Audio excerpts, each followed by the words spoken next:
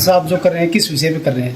आज पहले तो मैं आपका सारे साथियों का धन्यवाद करूं जो हमने आपको आज बुलाया और आप आए, आपका सभी का बहुत बहुत धन्यवाद। बात जिस प्रकार से हमारे करने की परंपरा रही, पहले मेरे ख्याल में यहाँ जब अधिकारी आता था तो कहीं न कहीं आते वक्त ये सोचता था कि मुझे बहुत सच्चाई से, ईमानदारी से काम करना है, लेकिन पता नहीं किस प्रकार का उतार चढ़ाव आया और उसकी वजह से आज कनेना में जिस प्रकार से एक सिटी इंचार्ज ने जिस प्रकार की इस इलाके में मैं ये कहूँ कि मंथली नामा बांध करके रिश्वतखोरी लेकर के जिस प्रकार से पूरे इलाके में, मैंने तो पहले तो एक शिकायत ली थी कारोली ठेके की, लेकिन उसके बाद में धीरे धीरे पता लगा कि हाँ, जिस प्रकार से इस इंचार्ज सिटी ने पूरे हमारे, चाहे कोई होटल चला रहा है, चाहे कोई अन्य कोई काम कर रहा है, उनसे बड़ी भारी मंथली लेने का काम करता है।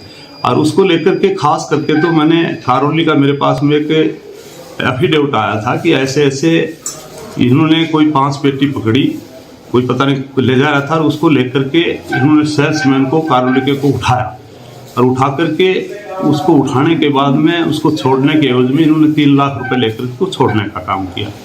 और फिर बाद में 5-7 दिन का टाइम लेकर के और फिर ठेके पर जाकर के कहने लगा कि आपका मालिक को और आपके जो मैनेजर हैं उनको 120 बीमे और लेने का काम करेंगे, नहीं तो आप हमारे से आकर के बात करने का काम करें। इसको लेकर के मेरे को उन्होंने बताया और मैंने उनका जिस प्रकार से उन्होंने बताया उस प्रकार से मैंने एसएचओ से जानकारी लेने का काम किया। और वो जानकारी जिस प्रकार से मैंने ली, उससे पहले तो आपको पता है कि मैंने पहले सबसे पहले एसएचओ साहब को राम राम कह करके उनसे मैंने राम राम कह करके उनका आदर किया। और जिस प्रकार की एसएचओ की बोलने की जो बातें थी वो अजीब थी, क्योंकि वो तो आपके पास में वीडियो भी है। और जिस प्रकार से उसने बात की उसको लेकर के फिर मैंने कहा कि आप अधिकारी हैं, सोच करके काम करें, लेकिन वो किसी प्रकार से बाज नहीं आया। इसलिए मुझे मजबूरन होकर के और ये वीडियो डालनी पड़ी। और इसमें कोई दो राय नहीं, अगर इंक्वायरी करवाई जाएगी तो 100% ये दोषी मिलेगा। पहले भी मैंने सुना है कि करनाल में भी झांसी आया है, वहाँ भी पहले इसके खिलाफ शिकायतें थी और उसको लेकर के यहाँ भेजने का काम किया, लेकिन इस आदमी में सुधार नहीं आया।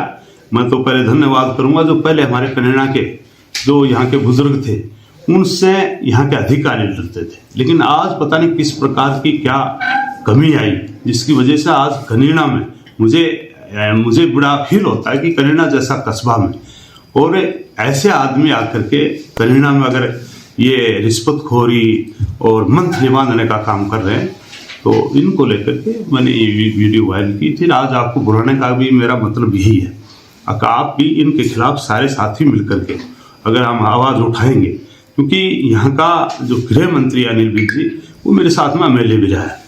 जिस प्रकार का उसका काम था, पहले भी वो अपोजिशन का था, मैं भी अपोजिशन का था, लेकिन अनिल विज ने 9 साल में मेरे ख्याल में जितना सख्त कदम उठाए उसको लेकर के उस आदमी की मैं तारीफ करता हूँ कि वो अच्छा आदमी है। पीछे भी इन पुलिस अधिकारियों के खिलाफ उसने एक कानून बना करके उनके खिलाफ फैसला लिया था। और यहाँ का एसपी का भी मैं धन्यवाद करता हूँ कि उनमें भी कोई कमी नहीं है, लेकिन जिस प्रकार की कद से एसपी की जो बात सुनी, उन्होंने ये कहा कि हम जो नाजायज फरोश हैं उनके खिलाफ सिकंदरा कसेंगे, जो भूमाफिया हैं, शराब माफिया हैं।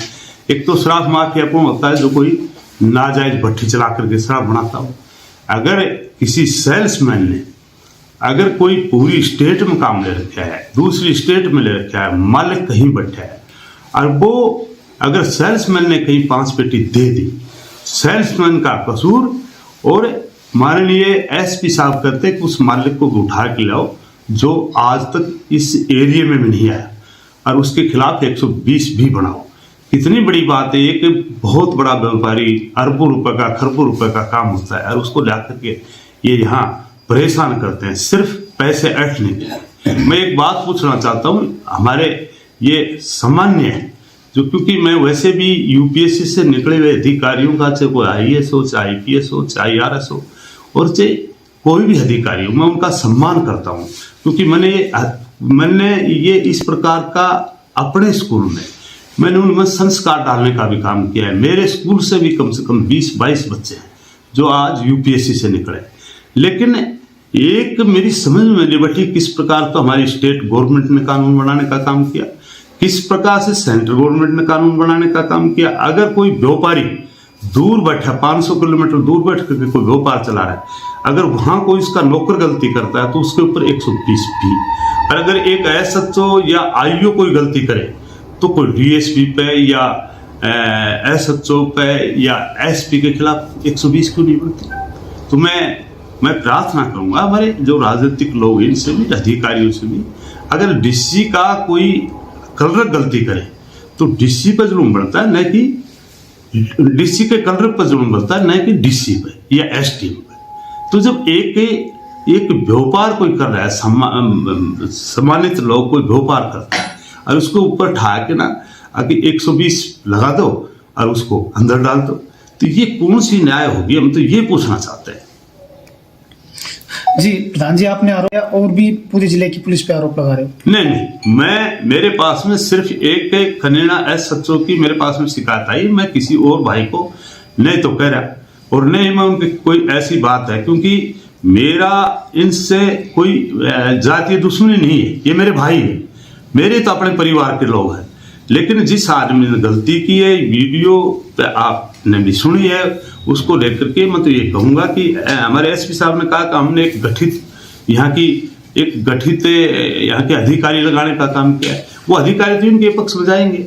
मैं तो ये कहता हूँ कि आप बाहर के अधिकारी लगा करके, या तो सेंट्रल गवर्नमेंट से या कोई आउट ऑफ स्टेट, जिस प्रकार से हमारे CM में कोई एक उड़न दस्ता बना रखा है, ऐसे कोई ऐसा लगा करके इसकी इंक्वायरी करी जाए। अगर दोषी है तो इसको सजा दी। आपका कहना यह है कि जो टीम गठित की जाए वो जिले की बाहर की हो, पुलिस से बाहर की हो, जो ताकि इसकी इंक्वायरी ठीक की जाए। मैं यही कहता हूँ कि हाँ, बाहर की होनी चाहिए, बाहर की से इंक्वायरी करवा करके, और दोषी है तो इसको सजा दी जाए। अगर आपकी कार्रवाई से संतुष्ट नहीं होते तो आगे का कदम क्या होगा? आगे का जिस प्रकार से आप तो सारे लोग यहीं के हो, मैं एकला थोड़ी करूंगा। अगर कहीं कनेड़ा में अगर कोई आदमी लूट खसूट करता है, रिश्वतखोरी करता है, तो ये आपका भी हक बनता है। लेकिन मैं एक बात कहता हूं, मैं इसमें पीछे नहीं हटूंगा, क्योंकि इसने मेरे को भी कहीं ये कहा कि आप इनसे 3 लाख रुपए महीने के लेते हो। आपने तो हाँ भरी, लेकिन मेरे को भी उसने मेरे ऊपर भी लालसा लगाने का काम किया।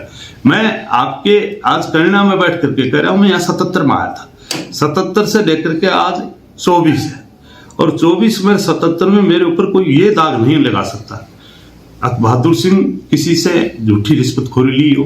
मैं MLA भी रहा, मैंने पार्लियामेंट का चुनाव भी लड़ा।